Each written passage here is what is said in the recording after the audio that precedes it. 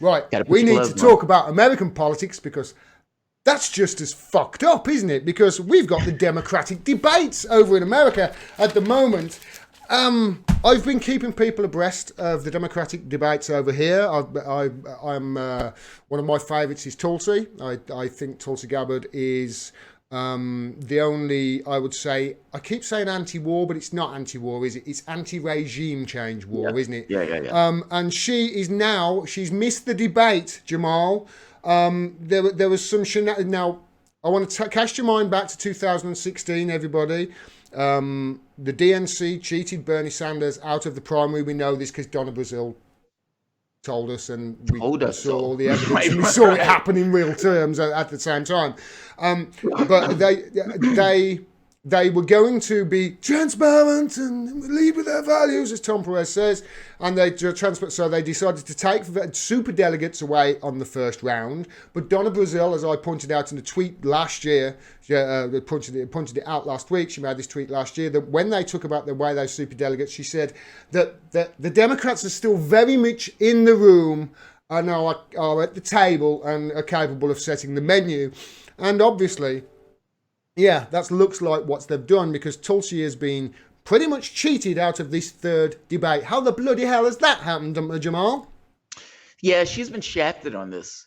I mean, and I'm glad you brought up 2016, because all of this happens in the context of 2016. Tom Perez, so just for history, because it does make sense in the context of how Tulsi and why she's off the debate stage. They cheat Sanders, outright cheat Sanders. Donna Brazile comes out and says so, but you didn't need Donna Brazile. You had WikiLeaks that kind of brought this out, that they were cheating Sanders. Not to mention, every Sanders supporter can see it with their own eyes. Shutting down polling locations, meaning the number of polling locations that people could go to, it forces lines to be longer, which cuts down on the number of people who will go in and vote for a particular candidate.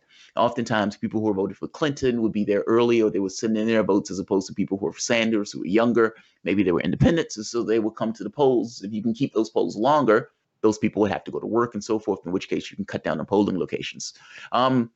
In some cases, not even just shutting down the polling locations, like in Nevada, where they literally had a floor vote where they excluded various people in the Sanders camp from the vote, allowing Clinton to get more delegates, or the super delegates in and of themselves, where Sanders would outright win a state by bananas numbers, like 60 to 20 or something.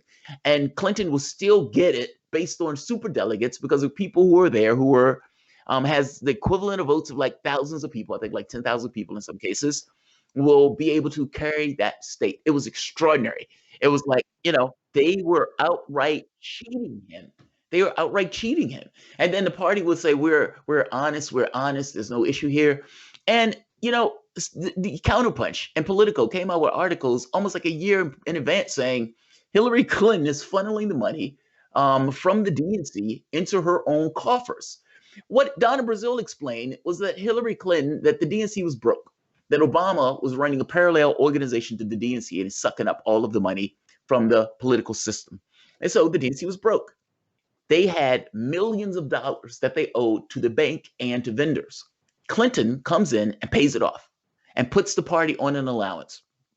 Literally, this is what Donna Brazile puts the party on an allowance. So Clinton is running in a Democratic primary of the DNC.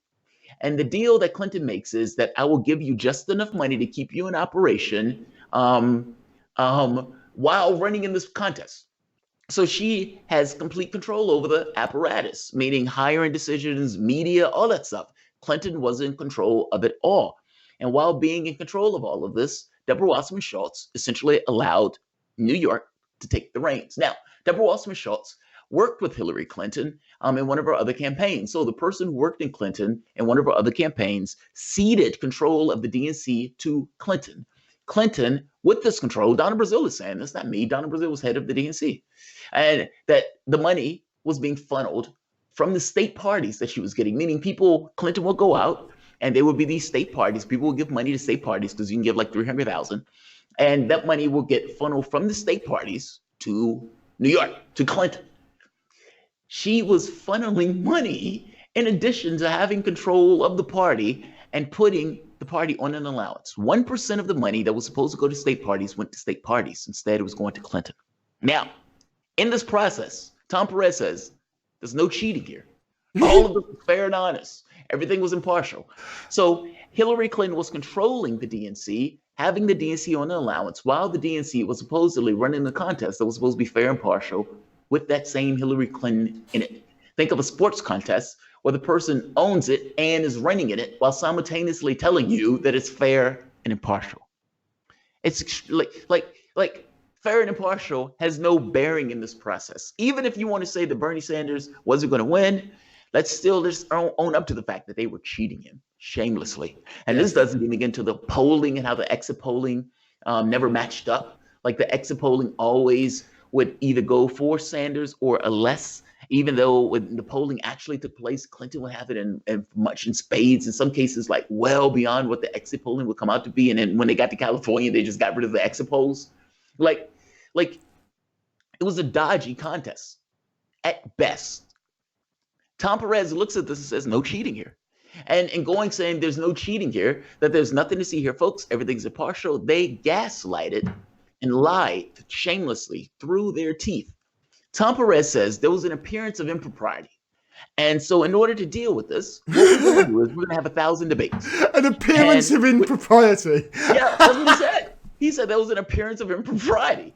That is the nicest way of saying it looks like we cheated the fuck out of Bernie I've ever heard. An appearance of impropriety. It looks like we shafted the fuck out of him. We shafted him. Now, the DNC's argument, though, when they were taken to court over this, because they were sued over this for fraud, people were like, wait a minute, if I gave Sanders $100, I gave it to him thinking that this was a fair process. This process was fair. You're shafting the fuck out the guy. And so they took him to court. The DNC said, we are a corporation and we can cheat and we can choose candidates in a smoke-filled room if we want to do that. Yes. We can cheat if we want to cheat. We can lie if we want to lie. You can't do anything about it. I mean, surely that should say, our organisation, you know that D in the DNC? Yeah, that's the same as the N in the CNN. You know, CNN say their news. Well, we say we're democratic. Honestly, it should sound... They literally argued in court. Yeah, yes, we don't have to do anything that... We don't do it that the voters want. We choose it in the room. It's fugazi. It's a sham. That's true. As a flat fact, that is true. The Democratic Party and the Republican Party are both corporations. They are both essentially taking over, let's say, they're trying to get the public to choose who they want to ride the bus. Think of all of these various political parties are just corporations that are running a bus. Like if you were choosing somebody who was going to run Amazon, but instead it's the U.S. government who's going to run it. And so from their standpoint, they're right. They don't need to have a primary. If the Democratic Party wanted to, they could say, we're going to choose Bob Bumf over here and run him in the race. But Bob Bumf would never win because nobody had any say-so in Bob Bumf. I don't know. So, he sounds pretty good to me. I'd vote for him. Bob Bumf sounds like a good guy. He's doing Bumf for... Come on, you got to tick the box and there. A ham sandwich would have did better than Hillary Clinton in that race. But so they have primaries. Part of this process came in because in one of the elections, the Democratic Party just chose a guy. And that guy lost badly. There was almost like a floor fights on the floor of the party, in which case they came up with these kind of new rules. The problem here is, if you tell me that this process is earnest, you're lying to me and you're defrauding me because nobody will give Sanders $100 if they thought that their money was being thrown in the toilet. Just as an honest point. So they took him for fraud. DNC said we can lie, we want to lie. Now, my point is, Tom Perez goes with this notion that it was an appearance of impropriety. We weren't cheating him. It just looked like we were cheating him. And so we need to have 1,000 debates. And we're going to have all of this transparency. And we're going to have all of these weird rules and all of this other stuff because of the appearance of impropriety. Meaning they never dealt with the fact that they cheated him. They just gaslighted. And now they come up with these weird rules in order to come up with the debates. They tell candidates, you're going to have 17 polls that you can use to choose whether you're going to get on the debates. Arbitrary polls, by the way, but 17 polls. Of these, between 17, only 5 came out between debate 2 and 3, meaning there are all sorts of polls where Tulsi Gabbard gets 2%, 3%. But those polls aren't polls that the DNC No, I wants to checked use. this. I checked this. These are not like 2-bit polls. These are YouGov. These No. are Economist. These are Yeah. like the main pollsters, Scientific aren't polls that are just as good, if not better, than the polls that the DNC. I mean, for fuck's sake, DNC used CNN's shit poll. You know, CNN had a poll where they just had elderly voters, and then they just kind of did this kind of math to figure out what the younger voters were. 364 people. 364 people. Yeah. They use CNN shit poll. But other polls that are just as good, if not better, where she's at 2-3%, gets ignored. And the issue that people were making is, look, if you tell people that you have 17 polls, and then you really only get 10, and then between the second and third debate, you really only get 5, there's no way for the candidate to show any level of momentum and support. And so you have all of these other polls that you're not using. You should open up it for the other polls so the candidates can show that they have a certain propensity of support. I mean, after all, they're meeting the unique donor requirements. So the issue is the DNC is arbitrarily choosing various polls. And even within the context of the arbitrary polls that it's choosing, you only have a few that came out for the candidates to distinguish themselves.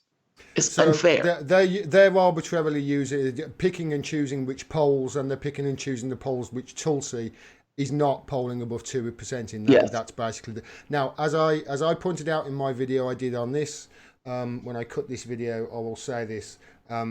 This is why it's the Donna Brazile thing, as I alluded to. It's them still being in the room, still having a seat in the table. It's that, isn't it, Jamarl? She was literally blatant about it. She came out and said, it's in the open now. You know we cheated you, even though, I mean, Parker Molloy the other day was gaslighting somebody on Twitter, saying she was using a CNN article saying Donna Brazile said that it wasn't rigged as proof that it wasn't rigged. She's citing CNN as proof it wasn't rigged. I could read you the article. Yeah. And nobody in there, like, granted, Donna Brazile was hawking a book, so fair enough. But this was a political article that was a bombshell. It was such a bombshell. Elizabeth Warren gets asked the very next day. That says, Warren, did they rig it? And Warren says, yes. Yeah. Yes. the reporter went. The reporter, I love didn't expect that. It's like a moment of silence. There's just like absent dead air. You know, you never have dead air on she walked that back so fucking quick, though, didn't she, mate? And then she says, wow, that's a powerful statement. And Warren was like, yeah. Then the very next day, Warren comes out, they didn't rig it. And everybody got their ducks in a row. The problem here is what Donna Brazile was such a bombshell that the moment that any conscious, rational person reads the article, you read it and say, even if they didn't think Sanders had a chance of winning, you read that article and you're like, yeah, they were rigging it. It was like, to whatever degree you want to go with this notion that they were cheating him, they were cheating him. You know, I mean, come on. Donna Brazile is on TV. This woman has the indignity of being asked, they rigged it? And she was like, well, I never say rigged. I say the cancer. I was like, what do you mean, Donna? The cancer. The cancer in what? The cancer that caused this what? This unfairness to one candidate. She says, I lit a candle just before I called Bernie Sanders. Why do you need to light a candle before calling Bernie Sanders if there was no rigging or cheating in this process? She said, what I saw broke my heart. Why did it break your heart if there was no cheating? It broke her heart. And it didn't break my heart. There was no cheating. We won fair and square. It broke my heart. Yeah, this woman is a Democratic operative. So don't miss, breaking her heart, whatever. She's hawking a book. And she got caught and knows the party got caught cheating. She got caught cheating. And now they're doing it again with Tulsi. You know, the thing with Tulsi, it's funny. I can't say they're rigging it against Tulsi. It's almost like they greatly dislike her and they will show her no favor. They certainly don't and this process is greatly just unfair in the bricks, if that makes sense. They don't arbitrary. They don't want her on stage throwing shade at people like Kamala Harris, because, I mean, she basically she ended Kamala Harris's campaign. Really, she ended it dead. She ended her campaign in 1 minute. She ended the campaign in 1 minute. Like, that was the most brutal broadside that I think I've ever seen, where she was just going after her, and Kamala Harris's response is, I'm proud of my record. And it's like, wait, you kept a man on death row that you know was innocent, and you're proud of that? Like the audience was groaning. Like the audience was like, ugh. Do you remember that? Ugh. Like, do you remember that? I think it was a vice presidential debate when I know it was a famous one when there was a vice president who likened himself to John Kennedy, and the other guy had worked with him, and he said, "I've worked with John Kennedy, and let me tell you, you're no John Kennedy." I get the feeling that in years to come, we're still going to be harking back to the time that Tulsi destroyed Kamala Harris in a minute. Yeah, right. Shit was just people like she did what the. She kept people in prison because of the cheap labour. What the? And yes, honestly, and then CNN, her, instead of bringing her on and saying, "Is this true? Can you defend yourself against this?" They bring her on and basically let her say, "Well, I'm a top tier candidate. What do you expect What do you expect from an Assad apologist?" Yeah. Which, I mean, again, she could not touch any because everything she said was true. Like do you realize left-wing populism, prison labor 8 cents an hour in some cases, like 8 cents away from slavery. Yeah. And the argument that her office made was, look, if we give these workers and let these guys out of prison, we're not going to be able to afford the labor that we need for the state of California. Sometimes that's fighting fires. We're not going to be able to afford to hire the people that we need to fight these fires if we let these people out of prison, even though the judge tells us that we need to let these people out of prison. Now, you need to justify that to a lefty audience that is actively groaning as they're hearing, like the audience was groaning. Oh, it hurt them to hear it. Oh, that's disgusting. And when you get the opportunity to explain yourself, and the only thing you could say is, I'm proud of my record. Oh, and if you notice, Tulsi went back to that, by the way. She was like, no, you kept a man in prison when that man was on death row and you knew that man was innocent. The audience groaned. And then when you get the opportunity, we have these hack journalists who aren't good at their jobs, who the very first question that should have been asked of Kamala Harris the moment that she got down from the campaign thing, you put the mic in her face, should have been, would you like to respond to what Tulsi Gabbard just said there? I mean, she hit you with a lot of stuff. You and I naturally would have asked that question, wouldn't we? That's the most natural thing in the world to ask. But instead, oh, she's an Assad apologist. She's a Putin apologist. She's this, she's that. No and fourth estate. This reporter letting her just smear Tulsi in this way, never really bringing it back to this thing of, wait a minute, she said a lot of stuff about you. Do you want to really answer that? No, it's all it sounds like it's all a theatre over there with the media, mate.